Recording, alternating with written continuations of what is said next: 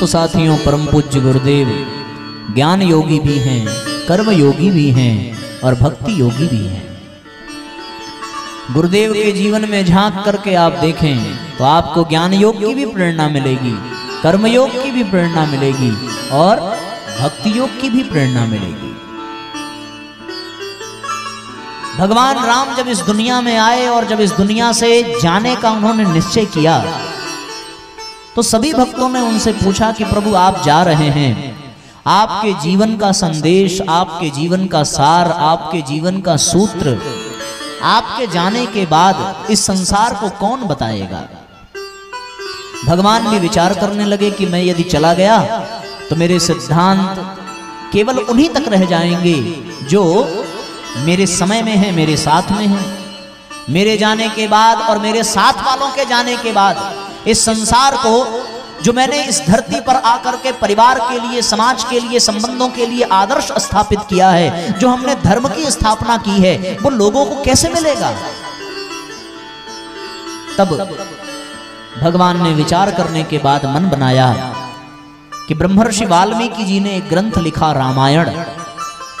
उस रामायण ग्रंथ में भगवान सूक्ष्म रूप में प्रवेश करते हैं और अपनी सारी शक्ति कहां स्थापित कर दी, उस रामायण ग्रंथ में। जो इस रामायण को पढ़ेगा, जो मेरे जीवन को इससे जानने का प्रयत्न करेगा, उसे अवश्य ही इस संसार में धार्मिक सूत्र मिलेंगे। उसके जीवन की समस्याएं रामायण में पिरोए गए इन सूत्रों से समाप्त होंगी।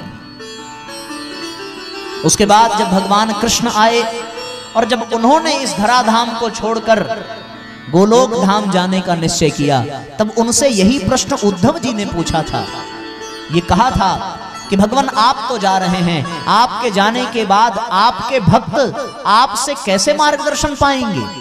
आपके जाने के बाद आपके भक्तों का सुझाव कौन करेगा। निस्संदेह सूक्ष्म रूप में आप कण कण में हैं, पर कोई तो प्रत्यक्ष मार्गदर्शक होना चाहिए। कोई तो मार्गदर्शक हो जो सामने बैठ करके बता सके कि ये सही है, ये गलत है।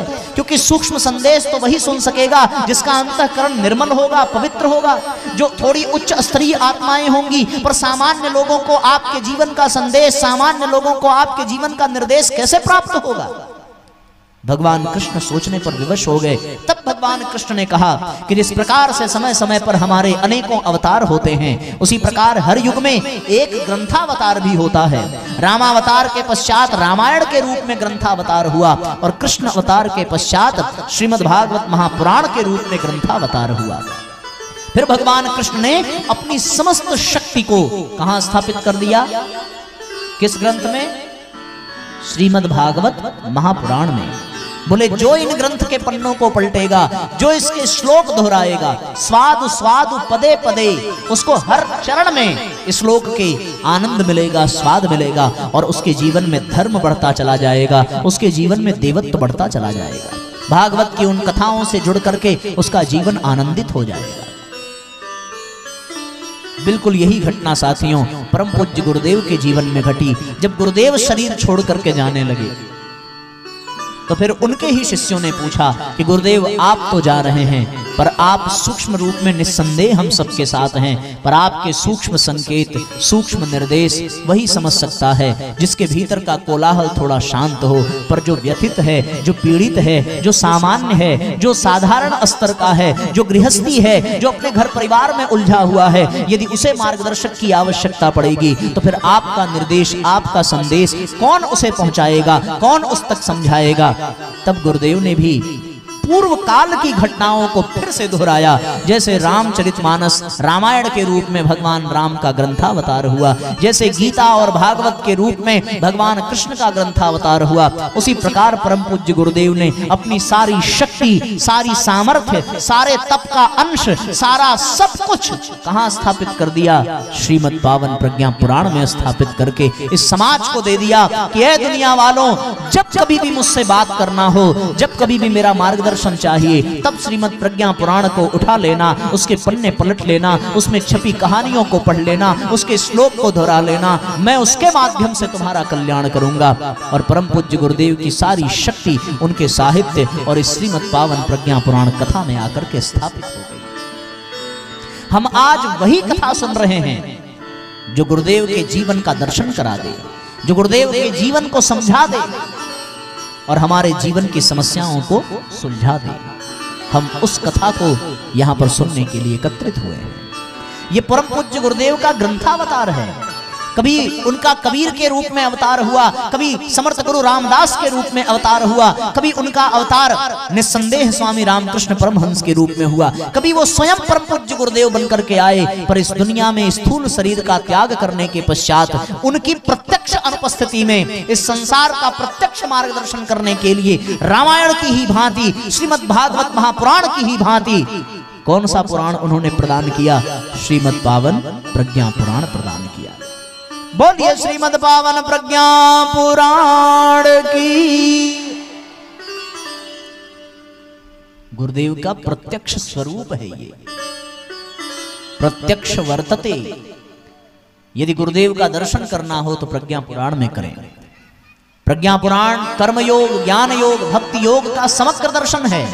इसके माध्यम से जैसे रामायण में हम राम को जान लेते हैं, भागवत में हम कृष्ण को जान लेते हैं, प्रज्ञा पुराण की विशेषता क्या है? प्रज्ञा पुराण की विशेषता है भैया कि प्रज्ञा पुराण आपको आपका परिचय करा देती है। बात समझ में आ रही है? राम जी को जानना हो तो कौन सी कथा सुननी पड़ेगी? बोलो जरा, थोड़ा जोर से बोलो और चिल्ला के बोलो। हाँ, और कृष्ण भगवान को जानना हो तो कौन सी कथा सुननी पड़ेगी? राम को जानना हो रामायण, कृष्ण को जानना हो भागवत, पर साथियों स्वयं को जानना हो तब पढ़ना पड़ेगा प्रज्ञा पुराण।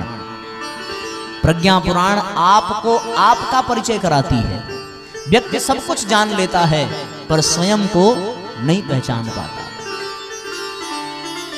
वो सारी दुनिया की जानकारी रख लेता है, पड़ोसी के घर में क्या हो रहा है, चाची के घर में क्या हो रहा है, भाभी के घर में क्या हो रहा है, इसके यहाँ क्या हुआ, उसके यहाँ क्या हुआ, उसके यहाँ कौन सी घटना घटी, सब सबको पता होता है। पर हमारे भीतर क्या घट रहा है, हमारे भीतर कौन आकर के बैठ गया है, हमारी दुनिया कौन चला रहा है, हम किस ओर जा रहे हैं, इस बात का अज्ञान सबके जीवन में होता है। सब अपने स्वरूप को भूल गए, अपने आप को भूल गए। और इस संदर्भ में एक बहुत सुंदर प्रसंग है जिसे मैंने बार बार कथा में कहा है, बल्कि पूज्य गुरुदेव ने कहलाया है और अब तक इससे अच्छा कुछ नहीं मिला। इसलिए आपको भी वो प्रसंग सुनाऊं कि एक आदमी रामकृष्ण परमहंस के पास पहुंचा और कहने लगा कि आप माँ काली से बात करते हैं, हमें भी बात करनी है। बोले ठीक है, अभी तो माँ काली विश्राम कर रही हैं, तुम अपना एड्रेस दे करके जाओ, जहां तुम रहोगे वहां उनको भेज देंगे, चली जाएंगी। तो उसने कहाँ का एड्रेस दिया? अपने घर का एड्रेस दिया। ये हमारे घर का पता है, यहाँ भेज दीजिएगा। तो रामकृष्ण परमहंस ने कहा कि ये तो तुम्हारे घर का पता है, मैं तो तुम्हारा पता पूछ रहा हूँ। मान लो वो घर गई, तुम घर ना रहे तब? अरे अपना पता दो, जहाँ तुम रहो वहां वो पहुंचे। बोले हम तो घर ही रहते हैं। बोले 24 घंटे? नहीं साहब, ऑफिस भी जाते हैं। फिर उसने ऑफिस का पता दिया। फिर रामकृष्ण परमहंस ने कहा ये तो तुम्हारे ऑफिस का पता है, तुम्हारा तो पता है नहीं। पता चला वो ऑफिस गई और तुम कहीं और चले गए, वो घर गई तुम कहीं और चले गए। भैया अपना परमानेंट पता दो, कोई अपना पता दे दो तो बात बन जाएगी। उसने कहा कि मेरा पता मैं हूं। बोले ये तुम नहीं हो, ये तुम्हारा शरीर है। बोले मेरा पता ये मेरा हाथ। बोले ये तुम्हारा हाथ, तुम्हारा पता नहीं, ये तो तुम्हारा हाथ है। तुम्हारा पता क्या है? बोले हमको पता नहीं कि हमारा पता क्या है। रामकृष्ण परमहंस ने कहा बेटे जिस दिन तुझे तेरा पता चल जाएगा उस दिन माँ काली तुझे वहीं मिलेंगी, कहीं जाने की जरूरत नहीं पड़ेगी। ये बात है। इसी प्रकार साथियों जिस दिन हमें अपना पता चल गया उस दिन हमें राम भी मिल जाएंगे, कृष्ण भी मिल जाएंगे, सारे भगवान मिल जाएंगे। और यदि हमने खुद को जानने से इनकार कर दिया तो फिर भगवान सामने खड़े हों हम पहचान नहीं पाएंगे। रावण के सामने राम खड़े थे, पहचान पाया क्या? कंस के सामने कृष्ण खड़े थे, पहचान पाया क्या? न जाने कितनों के सामने पूज्य गुरुदेव पड़े पर कोई उनको जान नहीं पाया। कौन जान पाया? जिसने स्वयं को जाना उसने उनको भी जान लिया, और जिसने उनको जान लिया उसने इस जग को जान लिया। जीव खुद को जाने तो जगदीश को जान लेता है, और जिसने जगदीश को जान लिया वो जगत को भी जान लेता है। इसलिए प्रज्ञा पुराण की एक विशेषता है भैया, क्योंकि रामायण तो राम का परिचय कराती है। इस दृष्टि से देखें तो हमारी दृष्टि में प्रज्ञा पुराण का स्थान थोड़ा विशेष इसलिए होगा क्योंकि राम का परिचय लेकर के हम राम बनने जैसा प्रयत्न कब करेंगे? जब हम स्वयं को जान पाएंगे। राम का परिचय रामायण से, कृष्ण का परिचय भागवत से, पर स्वयं का परिचय किससे? प्रज्ञा पुराण से। भगवान राम की शक्ति उसमें है रामायण में, भगवान कृष्ण की शक्ति भागवत में है, पर पूज्य गुरुदेव की शक्ति कहाँ है? प्रज्ञा पुराण में है। एक और बात मैं आपसे कहूं, राम कथा में वो बातें हैं, अब जैसे राम कथा में है ना एक प्रसंग, प्रातः काल उठ के रघुनाथा, मात पिता गुरु ना वही माथा। अब हम लोग नवाते हैं क्या? मान पाए इस बात को? क्यों नहीं मान पाए? क्योंकि हम खुद को जान नहीं पाए। फिर राम कथा में क्या है? तुम ही निवेदित भोजन करही, प्रभु प्रसाद पटभूषण धरही। कि भगवान को निवेदित करके भोजन किया। ये हम कर पाते हैं क्या? क्यों नहीं कर पाते? क्योंकि हम खुद को जान नहीं पाए। जितनी भी कमियां मनुष्य में हैं, इसलिए हैं क्योंकि वो स्वयं को जान नहीं पा रहा है। इस संदर्भ में एक और कथा याद आती है दिमाग में। आप लोगों ने सुना होगा कि एक शेर का बच्चा भटक करके कहाँ चला गया? गीदड़ों की झुंड में। अब गीदड़ों के साथ रहते रहते गीदड़ जैसा बन गया, शरीर शेर जैसा, स्वभाव गीदड़ जैसा। एक बार शेर आया, दहाड़ लगाई, सारे गीदड़ भागे, उसके साथ वो शेर का बच्चा भी भागा। शेर की नजर बच्चे पे पड़ी, उसने सोचा ये तो अपनी बिरादरी का, ये काहे भाग रहा है भाई? गीदड़ भागे तो भागे, शेर होकर के ये क्यों भाग रहा है? शेर को समझते देर न लगी कि ये अपने आप को भूल गया है। अगर ये खुद को पहचान लेता तो इससे डर करके गीदड़ भागते, लेकिन वो खुद को पहचान नहीं रहा। झपट्टा मारकर आज उसने गीदड़ों को नहीं पकड़ा, उस शेर के बच्चे को पकड़ा। उसको समझाया, मेरे लल्ला, मेरे बाबू, तू गीदड़ नहीं है, तू शेर है। वो बेचारा डर के मारे कांप रहा है। शेर को आई बड़ी गुस्सा, उसको उठाया, तालाब के किनारे ले आया। अब उस समय शीशा तो होता नहीं था। तालाब के किनारे ला करके उसने कहा, झांक इस तालाब में और देख, तुझ में और मुझ में कोई अंतर है क्या? जैसे तेरी दाढ़ी वैसे मेरी दाढ़ी, जैसे तेरी मूछ वैसे मेरी मूछ, जिस रंग का तेरा शरीर उसी रंग का मेरा, मेरे दांत जैसे तेरे दांत, मेरे पंजे जैसा तेरा पंजा। तू अपने आप को पहचान, तू गीदड़ नहीं है, तू शेर है। आज पहली बार जब उसको पता चला कि वो कौन है, उसने अपने मुंह को खोला तो गीदड़ जैसी मिमियाने की आवाज नहीं निकली। अब तो वो दहाड़ा तो पूरा जंगल कांप उठा। उसको एहसास हो गया कि वो गीदड़ नहीं, वो क्या है? वो शेर है। परम पूज्य गुरुदेव ने शांति कुंज में गायत्री मंदिर के बगल में वो भटके हुए देवता का मंदिर बनवाया। उसमें 5 बड़े बड़े शीशे लगवाए। और किस लिए लगवाया? इसीलिए कि झांक करके देख इसमें, जैसे तेरे पास 2 हाथ वैसे मेरे पास 2 हाथ, तेरे पास 2 पैर मेरे पास भी 2 पैर, तुझे भी आंख कान नाक मिला, मुझे भी मिला, तू दिखता मेरे जैसा है। तो फिर भटक करके अपने आप को भूल क्यों गया? इसलिए भूल गया क्योंकि हम अपने स्वरूप को भुला बैठे। क्यों भुला बैठे? क्योंकि प्रज्ञा पुराण नहीं सुना। प्रज्ञा पुराण क्यों नहीं सुना? क्योंकि मुंह बंद नहीं रहता। अब तो मुंह भी बंद है, अब तो प्रज्ञा पुराण भी सुन रहे हैं, तो परिणाम क्या निकलेगा? फिर हम स्वयं को जानेंगे, और जिसने स्वयं को जान लिया वो सब जान लेता है। स्वयं का बोध जिसको हो जाए वो सब कुछ प्राप्त कर लेता है साथियों। कैसे होगा? प्रज्ञा पुराण से होगा। ये अपना कब तक का सरकार निवेदन, कब तक चले आप तो बता दो, हम तो चलते ही रहेंगे क्योंकि इन लोगों ने मुंह बंद कर रखा है। आप थोड़ा अंधेरे में बैठे हैं बाबूजी। 8 बजे? हाँ ठीक ठीक। देखो एक बात आप ध्यान से सुनना, आज की कथा जो है ना ये अपना तो समय संकेत कर रहा है।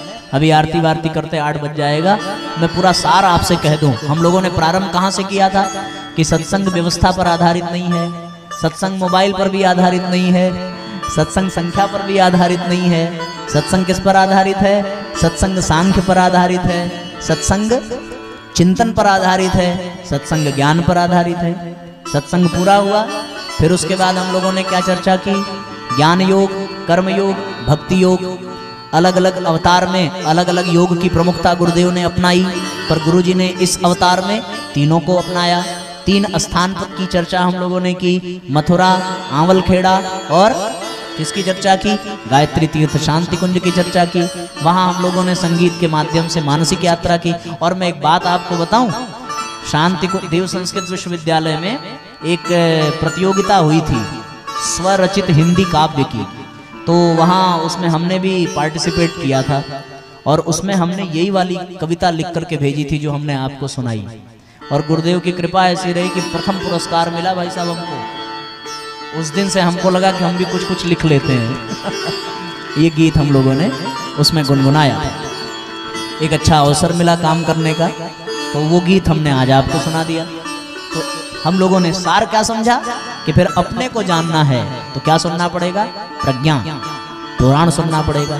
प्रज्ञा यानी जो हमारी बुद्धि को जागृत कर दे, जो हमारे विवेक को जागृत कर दे, क्योंकि खुद को कौन पहचान पाएगा? जिसमें बुद्धि होगी, जिसमें विवेक होगा।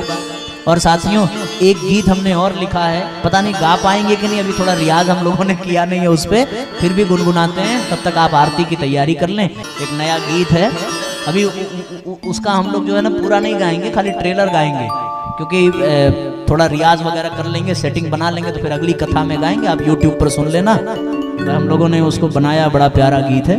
आइए, तब तक आरती की तैयारी तो हो ही गई है ना? तैयारियां हम हैं, लोग जल्दी करके भागें ना भैया, ऐसा नहीं। आइए गुनगुनाते हैं सभी। बोलिए पावन प्रज्ञा पुराण की, बोलिए गायत्री माता की, बोलिए परम पूज्य गुरुदेव की। ओम श्री महागणाधिपतये नमः। ओम श्री उमा महेश्वराभ्याम नमः।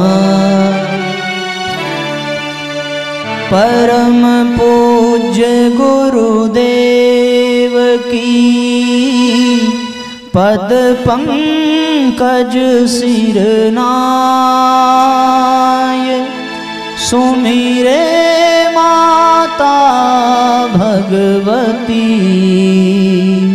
हम पर हो सहाय।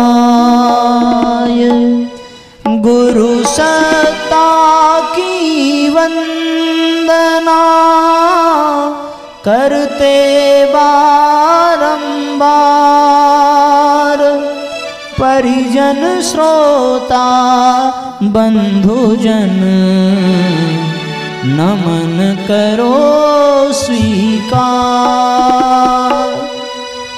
हम कथा सुनाते पावन प्रज्ञा पुराण की, हम कथा सुनाते पावन प्रज्ञा पुराण की। यह रचना है मेरे गुरुवर श्री राम की, यह रचना है मेरे गुरुवर श्री राम की। हम कथा सुनाते पावन